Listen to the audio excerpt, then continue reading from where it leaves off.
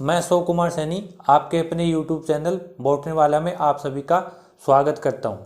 अगर आपने हमारे चैनल को अभी तक सब्सक्राइब नहीं किया तो हमारे चैनल को सब्सक्राइब करें और आने वाले नए वीडियो के नोटिफिकेशन के लिए बेल आइकन पर क्लिक करें।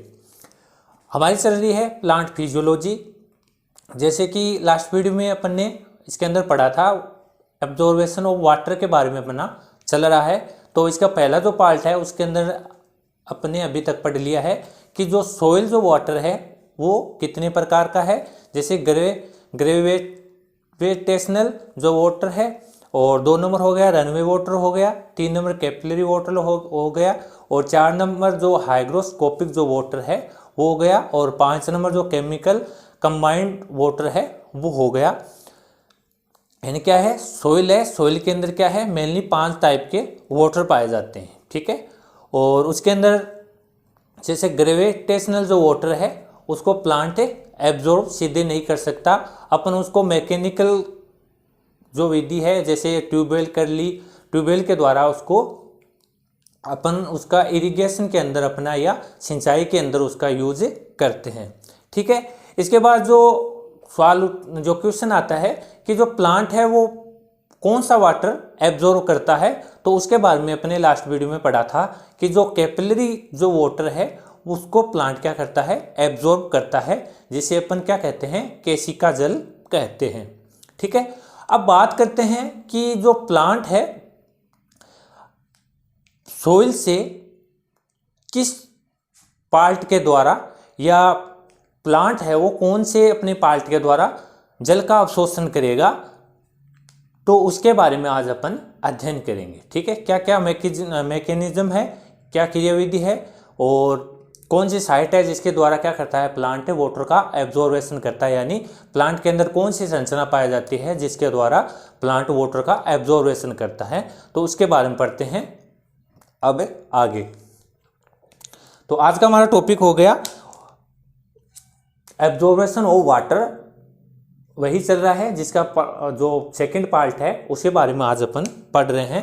तो आज का हमारा टॉपिक है वही है एब्जॉर्बेशन ऑफ वाटर।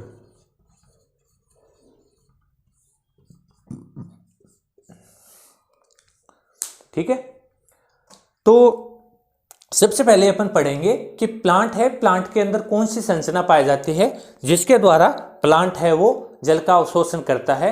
तो अब हमारे दिमाग के अंदर एक आता है कि जो प्लांट है, प्लांट के अंदर रूट ही ऐसी संरचना है जिसके द्वारा मेनली जो पादप है उनके द्वारा क्या करता है, जल का अवशोषण करता है। लेकिन जो लोअर जो प्लांट है जैसे थैलोफाइटा हो गया, ब्रायोफाइटा हो गया, इनके अंदर जैसे थैलोफाइटा है, थैलोफाइटा के अंदर क्या होता है, रूट सिस्टम नहीं पाया जाता।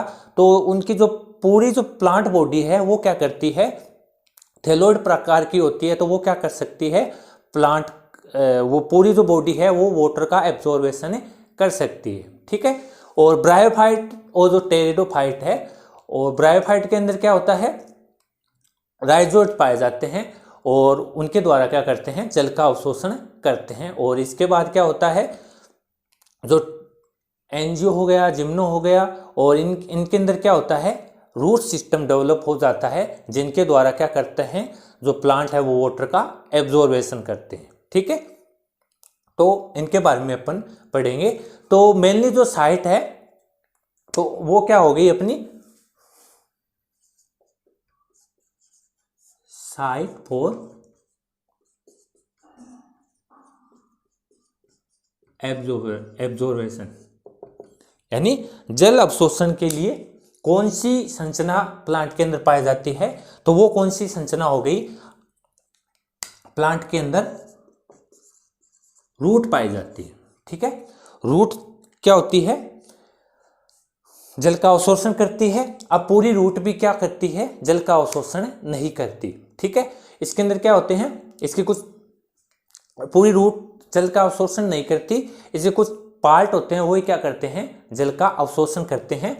जो रूट है, रूट के अंदर क्या होते हैं, रूट हेयर पाए जाते हैं जिनको अपन क्या बोलते हैं, मूल रोम बोलते हैं। ये मूल रोम ये करते क्या है, जो रूट हेयर है वो क्या करते हैं, रूट है उसका जो सरफेस जो एरिया है उसको क्या कर देते हैं, बढ़ा देते हैं। ठीक है, जो सरफेस जो एरिया है उनको क्या करते हैं, इंक्रीज करने का काम कर देते हैं, जिससे क्या होता है, जल अवशोषण है उसको क्या करता है, अधिक से अधिक अवशोषण कर सके प्लांट। ठीक है, तो अपनी क्या हो गई, जो साइट है जल अवशोषण की या जो संरचना है वो कौन सी होगी, रूट।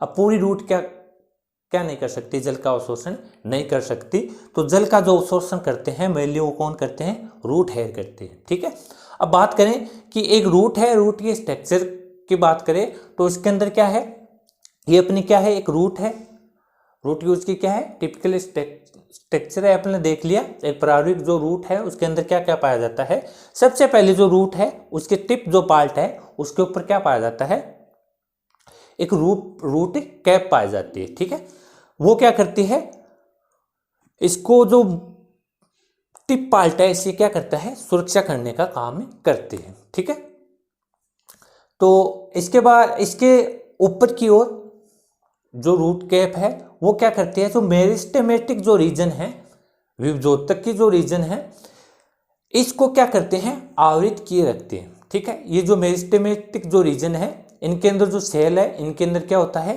डिवीजन करने का गुण पाया जाता है। ठीक है, अब जैसे ही ये सेल है मान लीजिए क्या है, इनके अंदर डिवीजन करने का गुण जो है वो क्या हो गया, बंद हो गया, ये सेल है उन्होंने डिवीजन करना बंद कर दिया, तो अब वो किसके अंदर चली जाएगी, इलोंगेशन रीजन के अंदर चली जाएगी।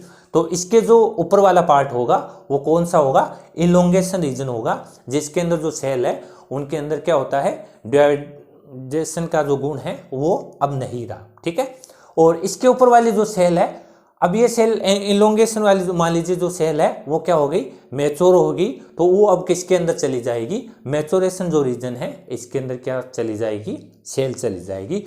तो अपने जो एक रूट है, रूट के अंदर क्या होगा, मेनली तीन पार्ट पाया जाता है, मेरिस्टेमेटिक रीजन, इसके बाद क्या पाया जाता है, इलोंगेशन रीजन, और इसके ऊपर क्या पाया जाता है, मैच्योरेशन रीजन। जो मैच्योरेशन जो रीजन की जो सेल है इनके अंदर क्या है, डायडेशन का गुण नहीं पाया जाता है, और इलोंगेशन रीजन की जो सेल है इनके अंदर क्या है, इन्होंने अभी अभी मान लीजिए इन्होंने क्या किया है, जो डिवाइडेशन का गुण है इन्होंने अभी क्या किया है, बंद किया है। ठीक है, और जो मेरिस्टेमेटिक जो रीजन की जो सेल है इनके अंदर क्या होगा, डिवाइडेशन का गुण पाया जाएगा। ठीक है,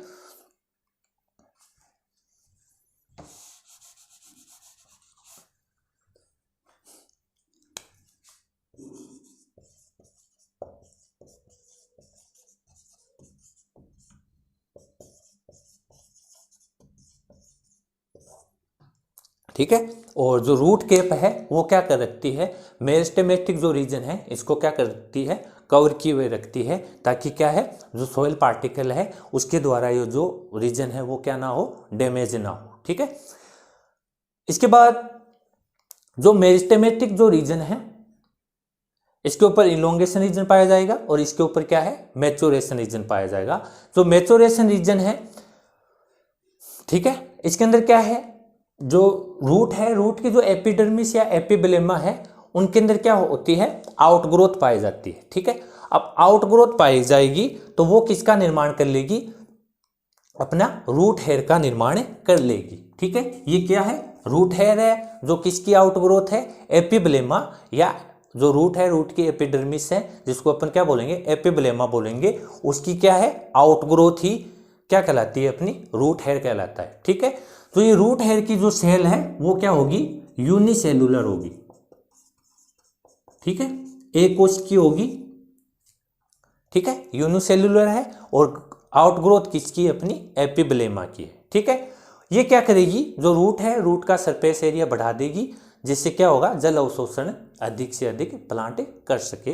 तो ये तो अपनी बात हो गई कि जो प्लांट है, प्लांट के अंदर वाटर एब्जॉर्वेशन है उसकी साइट कौन सी है। अब उसके बाद अपन बात करें कि जो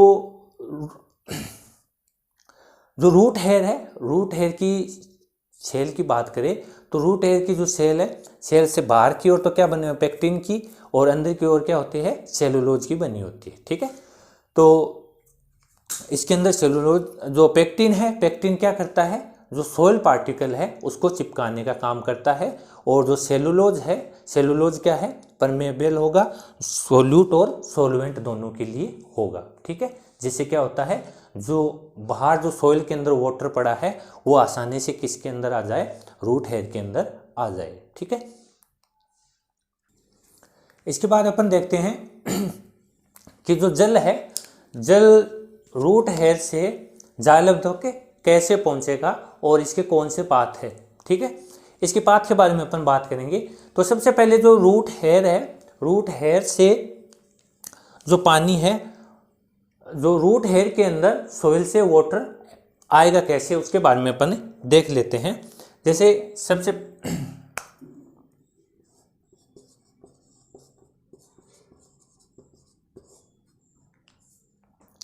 ये एक अपना क्या है, रूट का सेक्शन है। ठीक है, जिसके बाहर की ओर क्या है, रूट हेयर पाया जाता है, जो कि क्या है, एपिब्लेमा की क्या है, आउटग्रोथ है। ठीक है, अब मान लीजिए क्या है, रूट अपने क्या है, सोइल के अंदर है, सोइल के अंदर बाहर की ओर क्या है, रूट हेयर प्रेजेंट है। ठीक है, रूट के ऊपर जो मैच्योरेशन भाग के ऊपर पाए जाते हैं। अब जो बाहर क्या है, सोइल के अंदर क्या है, कैपिलरी वाटर प्रेजेंट है। ठीक है, अब कैपिलरी वाटर प्रेजेंट है तो उस टाइम क्या होगा, जो विसरण के कारण क्या होगा, जो पानी है,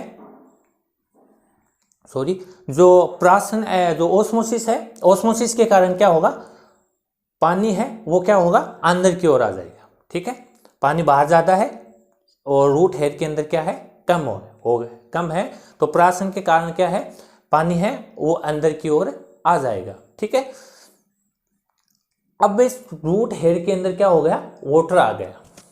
ठीक है, जैसे कि आपको पहले भी बताया था कि जो रूट हेयर है, इसकी जो सेल वॉल है उसके डबल लेयर होती है। इसके अंदर क्या, बाहर पेक्टिन की लेयर पाई जाती है और अंदर की ओर सेलुलोज की पाई जाती है, जो कि क्या है, सोल्यूट और सोलवेंट दोनों के लिए क्या होती है, परमेबल होती है। ठीक है, अब क्या है, रूट हेयर के अंदर अपना वाटर आ गया है। ठीक है, जो किसके द्वारा आया है, अपना ओस्मोसिस के द्वारा है। ठीक है, अब इसके बाद क्या होगा कि आगे का जो वाटर है, जो रूट हेयर से जाइलम तक जो वाटर आएगा वो किसके कारण आएगा, कि डीपीडी के ऊपर आएगा। जैसे आपको पहले भी बताया था कि जैसे एक फॉर्मूला होता है DPT OP minus TP.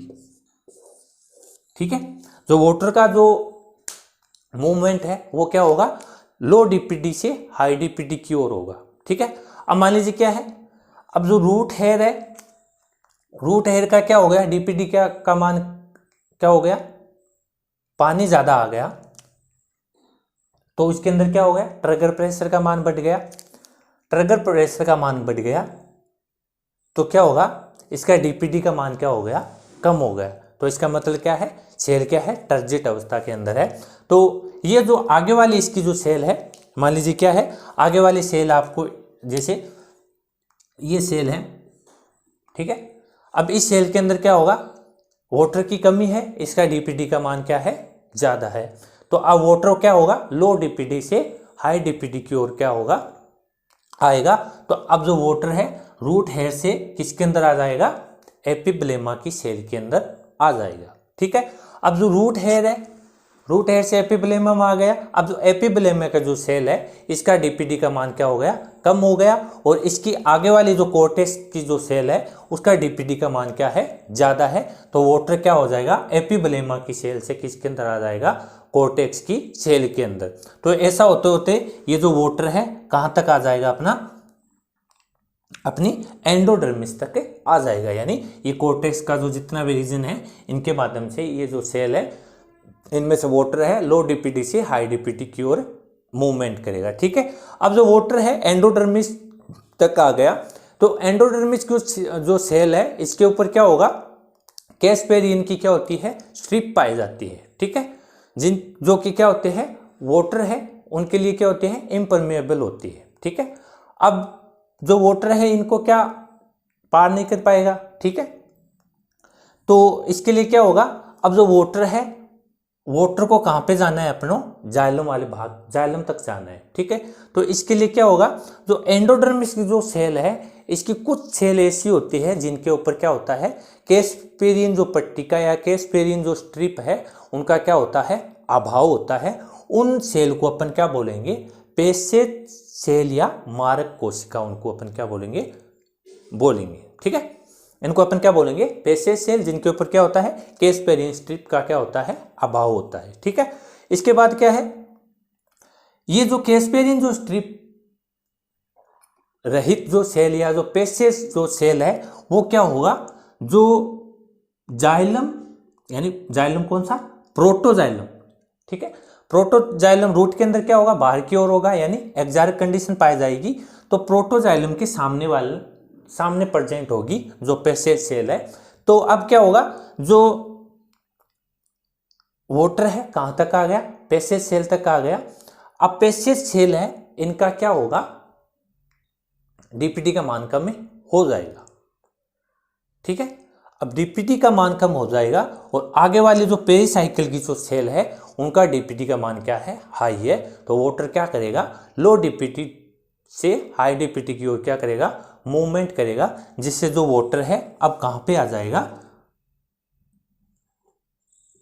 पेशेज cell से या एंडोडर्मिस से पेरिसाइकिल के अंदर आ जाएगा। और अब पेरिसाइकिल की जो सेल है उनके अंदर क्या हो गया, डीपीटी का मान क्या हो गया, कम हो गया। अब डीपीटी का मान यहाँ पे कम हो गया, तो आपको पता है कि जो जाइलम की जो सेल है वो क्या होती है, डेड सेल मृत कोशिकाएं होती है, ठीक है। तो उनके अंदर क्या होगा, टर्गर प्रेशर का मान क्या होगा, 0 होगा। टर्गर प्रेशर का मान 0 होगा तो यहाँ पे क्या हो जाएगा, डीपीडी है वो क्या होगा, हाई हो जाएगा। तो जो वोटर है वो क्या हो जाएगा, पेशेज सेल से जाइलम की सेल तक चला जाएगा। और इस प्रकार क्या होगा, जो वोटर है रूट हेयर से कहाँ तक आएगा, अपना जाइलम तक आ जाएगा, ठीक है। तो ये इसका क्या है, पाथ है। क्या होगा, रूट हेयर होगा, इसके बाद क्या होगा, एपिब्लेमा, फिर कोर्टेक्स होगा, फिर एंडोडर्मिस होगा, फिर पेरिसाइकिल होगा, और ऐसे करते हुए ये जाइलम तक पहुंच जाएगा, ठीक है। और फिर प्लांट के अलग अलग भागों तक जहाँ पानी जाना है वहाँ तक चला जाएगा, और लास्ट में क्या होगा, ट्रांसपायरेशन द्वारा वापस से वायुमंडल में आ जाएगा, ठीक है। तो अब इसकी बात करें, तो पाथ की बात करें, जो अपना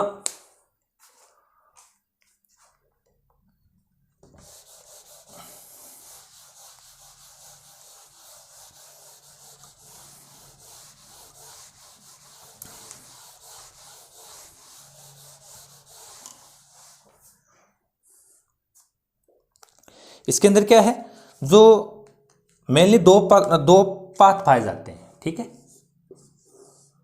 एक तो क्या होगा, एपोप्लास्ट, और दूसरा होगा सिम्प्लास्ट, ठीक है। एक तो क्या होगा, एपोप्लास्ट,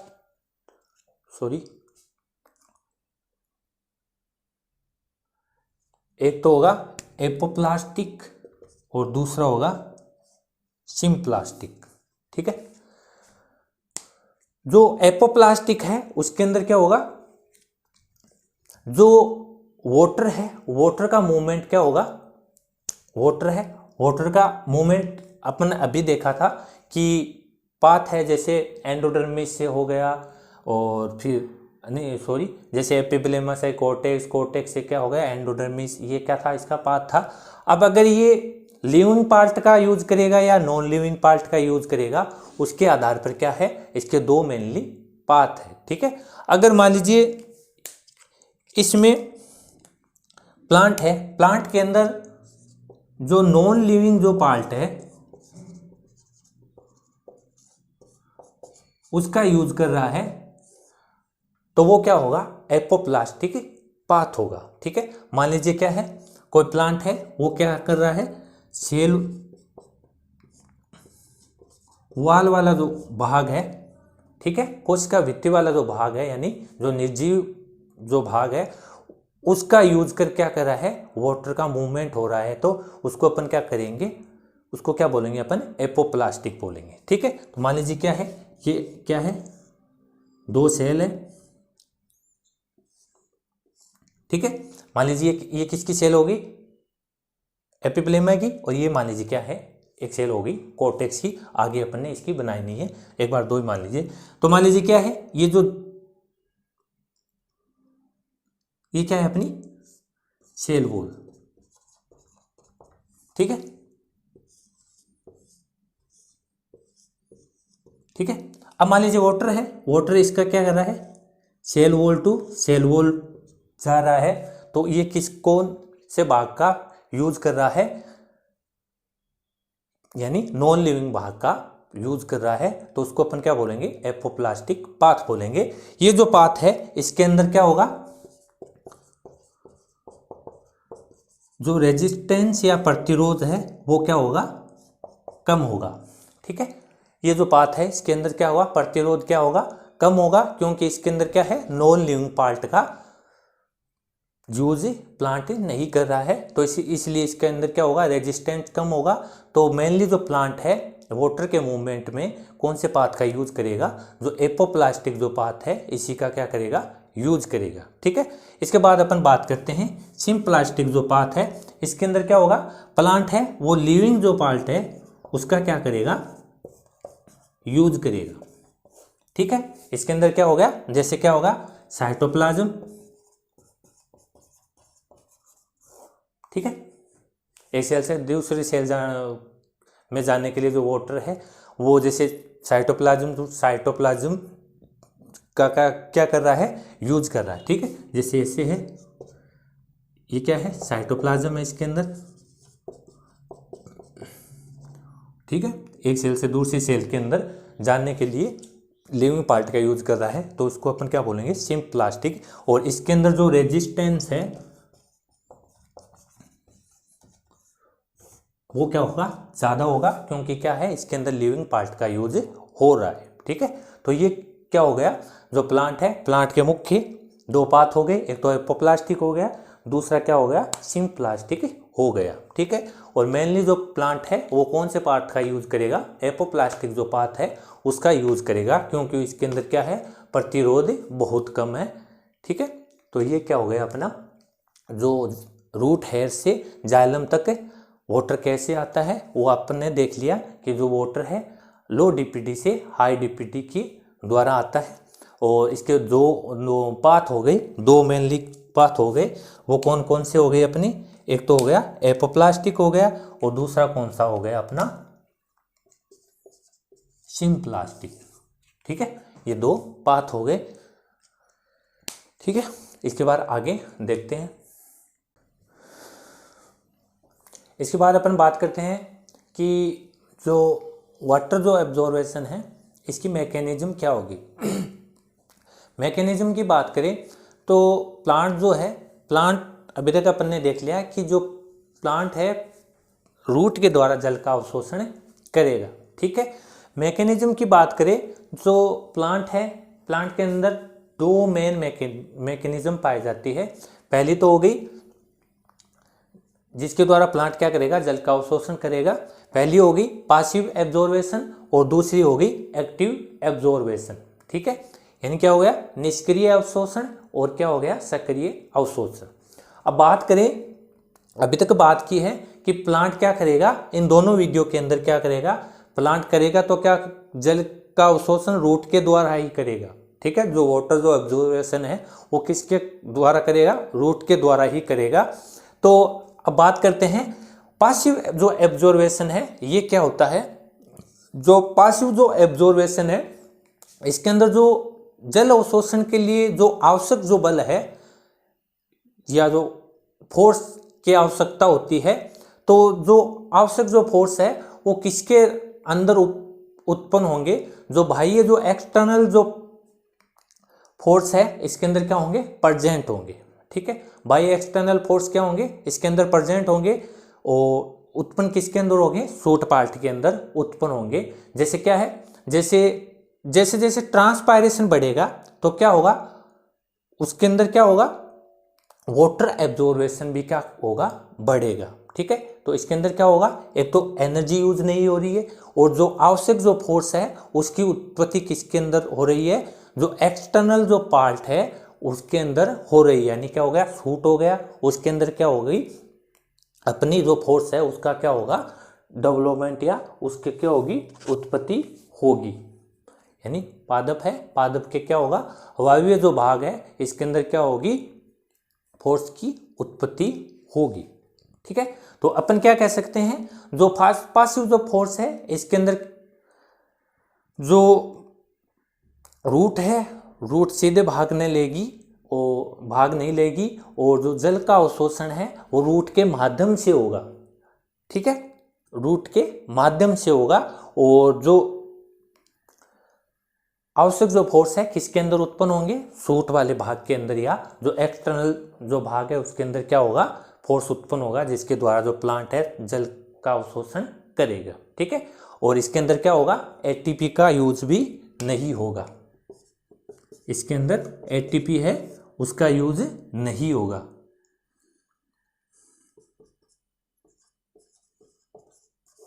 ठीक है, एटीपी का यूज होगा नहीं। ठीक है, एटीपी है उसका यूज नहीं होगा। तो इसलिए क्या है, इसको अपन क्या बोलेंगे, निष्क्रिय एब्जॉर्बेशन बोलेंगे। ठीक है, और इसका जो देखें तो जैसे जैसे ट्रांसपायरेशन बढ़ेगा, ठीक है, टेम्परेचर बढ़ेगा तो ट्रांसपायरेशन बढ़ेगा। ट्रांसपायरेशन जैसे जैसे बढ़ेगा तो जो वाटर का एब्जॉर्बेशन भी बढ़ेगा। ठीक है, वो किसके अंदर आएगा, अपना पासिव एब्जॉर्बेशन के अंदर आएगा। ठीक है, तो जैसे कोई एक प्लांट है, प्लांट के अंदर क्या है, ऊपर से पानी निकल रहा है, ट्रांसपायरेशन के द्वारा क्या है, पानी बाहर निकल रहा है स्टोमेटा के द्वारा। अब स्टोमेटा के द्वारा वाटर बाहर निकल रहा है तो ऊपर की ओर को जो एरियल जो सूट वाला जो पार्ट है इसके अंदर क्या होगा, एक फोर्स उत्पन्न होगा जो कि क्या करेगा, पानी का एक कॉलम बना हुआ है, जैसे क्या है ऊपर जैसे लीफ का जाइलम और जो रूट हेड तक का जो जाइलम है उस तक के अंदर क्या है, एक जैसे क्या है कॉलम बना हुआ है। ठीक है, ठीक है, जाइलम के अंदर कॉलम बना है, वाटर कॉलम बना है। तो अब मान लीजिए क्या है, यहां से ये बाहर की ओर क्या है, एक मान लीजिए क्या है, लीफ लगी है।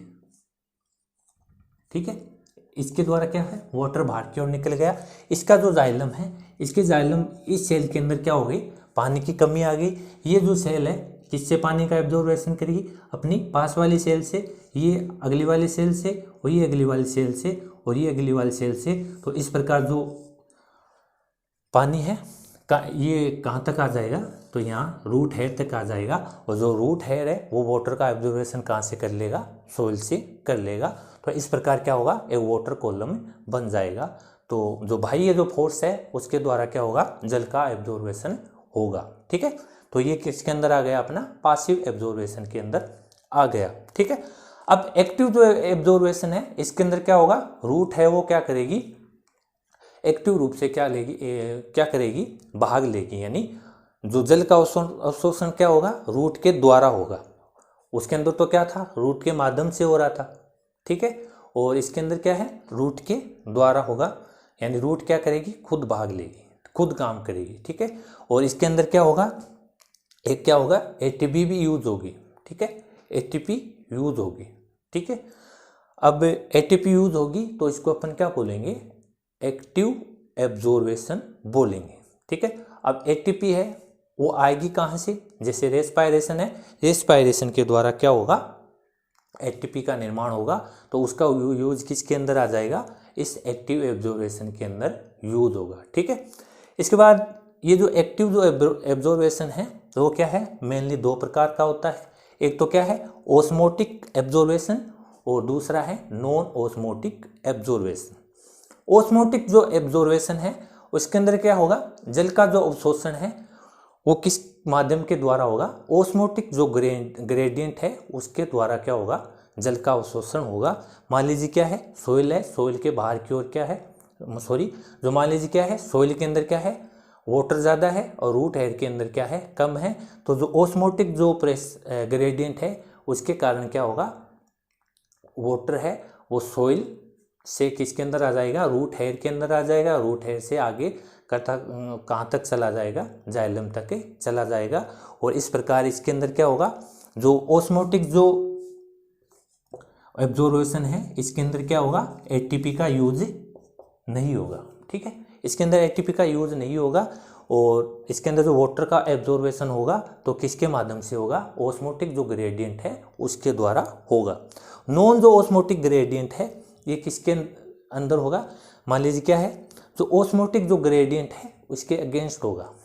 ठीक है, तो मान लीजिए क्या है, कोई सॉइल है, सॉइल के अंदर क्या होगा, जो साल्ट है इनकी मात्रा बहुत ज़्यादा है, तो इनका जो इसके अंदर जो वाटर है, वाटर प्लांट क्या करेगा, एब्जॉर्बेशन तो करेगा, लेकिन क्या करेगा, बाहर क्या है, साल्ट की कंसंट्रेशन ज़्यादा है और अंदर क्या है, कम है, तो इस हिसाब से तो पानी तो कहाँ से आना चाहिए, बाहर से अंदर की ओर जाना चाहिए। लेकिन क्या होगा, वाटर क्या होगा, हमेशा सॉइल से प्लांट रूट हेयर से होते हुए जाइलम तक ही जाएगा। तो इसके लिए जो प्लांट है, प्लांट को क्या करनी पड़ती है, एनर्जी खर्च करनी पड़ती है। ठीक है, तो इसके अंदर होगा जो नॉन ऑस्मोटिक जो एब्जॉर्बेशन है, इसके अंदर क्या होगी, एटीपी क्या होगी, यूज होगी। ठीक है, और ये एटीपी है, एटीपी का निर्माण कहाँ से होगा, रेस्पायरेशन के द्वारा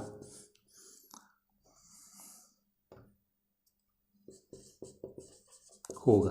ठीक है, ठीक है, और रेस्पायरेशन के द्वारा इसका निर्माण होगा। और इसके जैसे अपन देखें तो जैसे कोई प्लांट है उसकी क्या है, रेस्पायरेशन रेट बढ़ेगी, तो इसके अंदर क्या होगा, वाटर एब्जॉर्बेशन की मात्रा भी बढ़ेगी। मान लीजिए क्या है, रेस्पायरेशन की रेट बढ़ी है तो उसके अंदर क्या होगा, एटीपी का फॉर्मेशन भी ज़्यादा है। एटीपी का फॉर्मेशन ज़्यादा है तो इसका मतलब क्या है, उसके अंदर नॉन ऑस्मोटिक एब्जॉर्बेशन है उसकी क्या है, ज़्यादा हो रहा है, और उसके अंदर क्या है, वाटर एब्जॉर्बेशन भी क्या होगा, ज़्यादा होगा। और इसके उल्टा कर दे तो वो क्या हो जाएगा, प्लांट है वो क्या होगा, पानी की कमी से मुरझा जाएगा। ठीक है, और इसके अंदर क्या है, जैसे ऑक्सीजन की मात्रा है, ऑक्सीजन की मात्रा बढ़ाएंगे तो भी क्या होगा, वाटर एब्जॉर्बेशन है वो क्या हो जाएगा, बढ़ेगा। ठीक है, तो भी क्या होगा, अपना वाटर एब्जॉर्बेशन बढ़ेगा। और अगर मान लीजिए क्या है,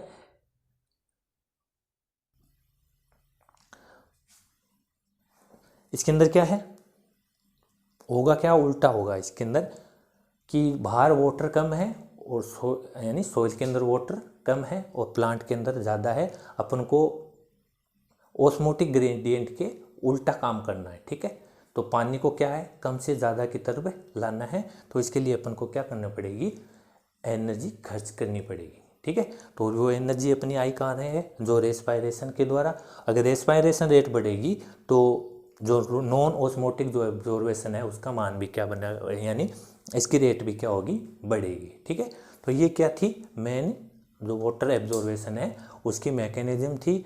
और दो हो गई, एक तो हो गई पासिव हो गई और दूसरी हो गई अपनी एक्टिव एब्जॉर्बेशन। एक्टिव जो एब्जॉर्बेशन है इसके अंदर क्या होगा, ये भी क्या होगी, दो टाइप की होगी। एक तो होगी ऑस्मोटिक एब्जॉर्बेशन, इसके अंदर क्या होगा, जो वाटर का एब्जॉर्बेशन होगा किसके द्वारा होगा, अपना ऑस्मोटिक ग्रेडियंट के अकॉर्डिंग होगा। और दूसरा क्या है, नॉन ऑस्मोटिक एब्जॉर्बेशन है, इसके अंदर क्या होगा, एटीपी का यूज होगा और जो वाटर है वो क्या होगा, बाहर की ओर क्या है, कम है, अंदर की ओर क्या है, ज़्यादा है। तो इसका मतलब अपन को क्या करनी पड़ेगी, एनर्जी खर्च करनी पड़ेगी। अब एनर्जी खर्च करनी पड़ेगी तो एनर्जी आएगी कहाँ से, तो ये एनर्जी आएगी, जो प्लांट है, प्लांट क्या करेगा, रेस्पायरेशन करेगा। रेस्पायरेशन के अंदर क्या होगा, एटीपी का फॉर्मेशन होगा। तो अब जो एटीपी का निर्माण हो रहा है तो वो क्या करेगी, अपने नॉन ऑस्मोटिक जो एब्जॉर्बेशन है इसकी रेट वो क्या करेगी, बढ़ा देगी। अगर मान लीजिए रेस्पायरेशन रेट कम हो गई तो नॉन ऑस्मोटिक जो एब्जॉर्बेशन है इसकी रेट भी क्या हो जाएगी, कम हो जाएगी। और अगर मान लीजिए ऑक्सीजन की मात्रा बढ़ाएंगे तो इसके अंदर क्या है, नॉन ऑस्मोटिक जो एब्जॉर्बेशन की जो रेट है उसका मान भी क्या होगा, बढ़ेगा। तो ये हो गया अपना मैकेनिज्म ऑफ वाटर एब्जॉर्बेशन। ठीक है, इसके बाद है वाटर एब्जॉर्बेशन है, उसको प्रभावित करने वाले कारक है, उनके बारे में अपन देख लेते हैं कि वाटर जो एब्जॉर्बेशन है उसको कौन कौन से कारक है वो क्या करते हैं, प्रभावित करते हैं। ठीक है, तो सबसे पहला हो गया अपना कि सॉइल जो वाटर है, सॉइल वाटर की अवेलेबिलिटी कितनी है, यानी मृदा के अंदर सॉइल वाटर कितना प्रेजेंट है। और अपन सॉइल जो वाटर है यहाँ पे को अपन किसको कौन सा होगा, अपना कैपिलरी जो वाटर है, यानी अपन कह रहे हैं ना कि जो सॉइल जो वाटर है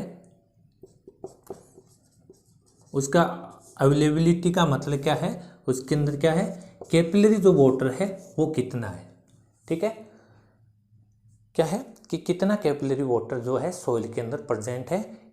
ये जो कैपिलरी जो वाटर है इसको ही प्लांट क्या कर सकता है, एब्जॉर्ब कर सकता है। ठीक है, तो इसके अंदर क्या होगा कि सॉइल है, सॉइल के अंदर कैपिलरी वाटर जितना प्रेजेंट होगा उतना ही क्या होगी, एब्जॉर्बेशन की जो रेट है वो क्या होगी, अधिक होगी। ठीक है, और इसके बाद जो है कंसंट्रेशन की बात करें, यानी कंसंट्रेशन ऑफ सॉइल सॉल्यूशन। मान लीजिए कोई सलाइन एरिया है, सलाइन के एरिया के अंदर आपने देखा होगा कि जो भार है, भार मर्दा के अंदर है, और मर्दा के अंदर जो सॉइल जो वाटर पाया जाता है उसके अंदर क्या है, जो साल्ट है, साल्ट की कंसंट्रेशन क्या होगी, बहुत ज़्यादा होगी, जिससे क्या हो जाएगा, वो उसका क्या हो जाएगा, ऑस्मोटिक प्रेशर का मान बढ़ जाएगा। ठीक है, जिसके कारण क्या होगा, वाटर जो है, वाटर को प्लांट क्या नहीं कर सकता, एब्जॉर्ब नहीं कर सकता। ठीक है, बहुत ज़्यादा बढ़ जाएगा, जिससे क्या होगा, प्लांट है, प्लांट उस वाटर को एब्जॉर्ब नहीं कर सकता। तो इसलिए क्या होगा, सॉइल जो वाटर है, सॉइल वाटर के अंदर क्या होगा, जो साल्ट की कंसंट्रेशन बढ़ने पर भी क्या होगा, प्लांट है उसको एब्जॉर्ब नहीं कर सकता। ठीक है, तो इसके बाद तीसरा आ गया कि टेम्परेचर है। टेम्परेचर जो सॉइल है, सॉइल का टेम्परेचर क्या होगा, प्लांट के एब्जॉर्बेशन, वाटर एब्जॉर्बेशन को क्या करेगा, कैसे प्रभावित करेगा। ये जैसे मान लीजिए सॉइल है, सॉइल के अंदर 25 डिग्री सेंटीग्रेड टेम्परेचर है, तो उस 25 से 30 है, इसके अंदर क्या है, जो वाटर है, वाटर का एब्जॉर्बेशन क्या होगा, मैक्सिमम होगा। ठीक है, तो इसके अंदर क्या है, मान लीजिए क्या है, ऑप्टिमम तो क्या है 25 से 30 कर दें तो भी क्या होगा, एब्जॉर्बेशन क्या होगा, बढ़ेगा। अगर इससे ऊपर अपन जो सॉइल का टेम्परेचर क्या हो गया, बहुत ज़्यादा हो गया, तो उसके अंदर क्या होगा, वाटर का एब्जॉर्बेशन नहीं होगा। ठीक है, और इसके बाद क्या है, सॉइल है, सॉइल एयर। सॉइल एयर की बात करें तो इसके अंदर मान लीजिए क्या है, सॉइल एयर की बात करें कि सॉइल एयर का मतलब क्या है, उस सॉइल के अंदर क्या है, O2 की मात्रा कितनी प्रेजेंट है। ठीक है, CO2 बढ़ेगी तो इससे क्या होगा, रेस्पायरेशन जो रेट है वो क्या हो जाएगी, कम हो जाएगी, जिससे क्या होगा अपना, यानी उसको क्या है, ऑक्सीजन नहीं मिल रही है, तो इसके अंदर क्या होगा, प्लांट है, प्लांट के अंदर क्या होगा, वाटर एब्जॉर्बेशन भी क्या होगा, कम होगा। ठीक है, CO2 की प्रेजेंस में क्या होगा, रेस्पायरेशन क्या होगा, कम होगा। ठीक है, अगर CO2 ज़्यादा है तो क्या होगा, रेस्पायरेशन कम होगा, जिससे क्या होगा, ATP का फॉर्मेशन भी क्या होगा, कम होगा, जिससे क्या है, जल का अवशोषण है वो क्या होगा, कम हो। ठीक है, इसके बाद क्या है, ट्रांसपायरेशन। ठीक है, अगर प्लांट बाहर टेम्परेचर बहुत ज़्यादा है तो उससे क्या होगा, प्लांट है, प्लांट का ट्रांसपायरेशन की रेट क्या होगी, बढ़ेगी।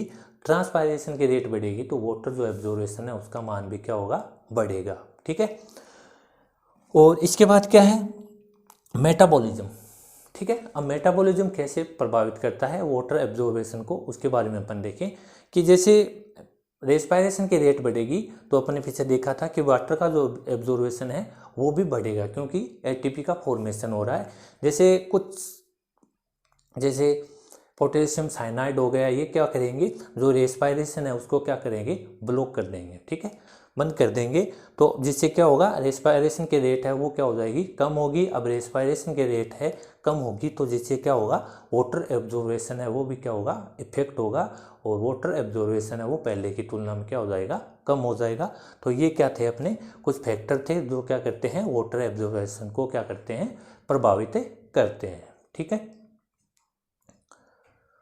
प्लांट है, प्लांट मेनली जो प्लांट है उनके अंदर क्या है, रूट हेयर के द्वारा क्या होता है या रूट के द्वारा क्या होता है, वाटर का एब्जॉर्बेशन होता है, और उनके अंदर क्या होता है, रूट हेयर प्रेजेंट होते हैं। लेकिन कुछ प्लांट ऐसे भी होते हैं जिनके अंदर क्या होता है, कुछ स्पेशल स्ट्रक्चर पाए जाते हैं जो कि क्या करते हैं, वाटर का एब्जॉर्बेशन करते हैं।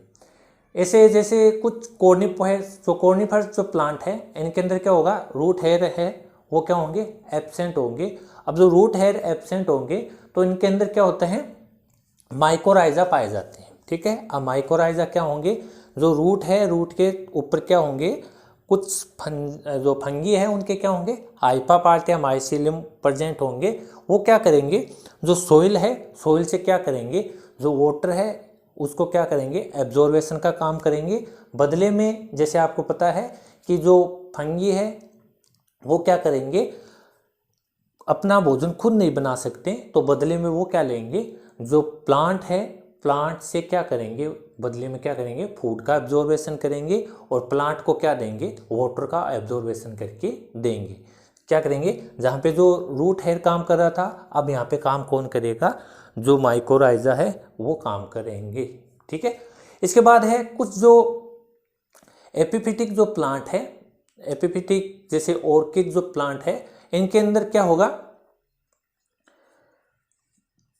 एपिफिटिक जो ऑर्किड जो प्लांट है इनके अंदर क्या होगा, कुछ स्ट्रक्चर पाई जाती है। ठीक है। ये क्या करते हैं, एरियल रूट पाई जाती है इनके अंदर। एरियल जो एडवेंटिज जो रूट है वो क्या होंगी, प्रेजेंट होंगी, यानी क्या होंगी, वायवीय अपस्थानिक रूट उपस्थित होंगी। अब अपस्थानिक रूट क्या होती है, जो मेनली रूट क्या होती है, रेडिकल भाग से क्या होती है, डेवलप होती है। अब रेडिकल भाग के अलावा अन्य भाग से कोई भी रूट जब डेवलप होती है उसको अपन क्या बोलते हैं, एडवेंटिज रूट बोलते हैं। तो ये रूट है क्या होंगी, एरियल रूट क्या होंगी, डेवलप होगी। ये एरियल रूट काम क्या करेगी, जो वातावरण के अंदर जो नमी है उनको एब्जॉर्बेशन करने का काम करेंगी। ठीक है। तो ये ऑर्किड है, ऑर्किड की जो एपिफिटिक जो रूट है इनके अंदर क्या है, कुछ सी स्ट्रक्चर पाए जाते हैं। इनके अंदर क्या है, जो ये एडवेंटिज जो रूट है ये क्या करेंगी, वातावरण से नमी को एब्जॉर्बेशन करने का काम करेंगी। इनके अंदर एक स्पेशल प्रकार की स्ट्रक्चर पाई जाती है, जो कहाँ पे पाई जाती है, कोर्टेक्स है। कोर्टेक्स को चारों ओर से घेरे हुए रखती है, यानी क्या होगी, कोर्टेक्स के बाहर की ओर पाए जाते हैं, जो क्या करती है, वातावरण से नमी को एब्जॉर्बेशन का काम करेंगी। और इसको अपन क्या बोलेंगे, वेलामिन बोलेंगे। ठीक है। तो ऑर्किड है, ऑर्किड के अंदर क्या होते हैं, वेलामिन नाम की स्ट्रक्चर पाई जाती है, जो कि क्या होती है, कोर्टेक्स को चारों ओर से घेरे हुए रखती है और वातावरण से नमी को एब्जॉर्ब करने का काम करेगी। तो ये कुछ स्ट्रक्चर थी, जैसे माइकोराइजा हो गया और वेलामिन हो गया, जो कि क्या करते हैं, रूट हेयर की जगह क्या करते हैं, काम करते हैं, यानी क्या करेंगे, वातावरण से नमी का एब्जॉर्बेशन करने का काम करेंगी।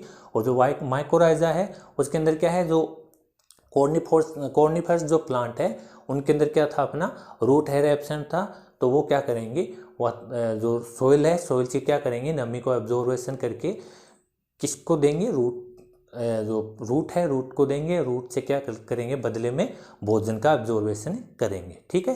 तो ये था अपना वाटर, अपना क्या था, एब्जॉर्बेशन हो वाटर था, जो कि क्या हो गया, कंप्लीट हो गया। और अगला अपना नेक्स्ट जो होगा वो क्या होगा, अपना एसेंट ऑफ शेप होगा। इसके बारे में अपन डिटेल से जानेंगे। तो अगर हमारा वीडियो आपको अच्छा लगे तो हमारे वीडियो को लाइक, शेयर और चैनल को सब्सक्राइब करें। थैंक यू, धन्यवाद।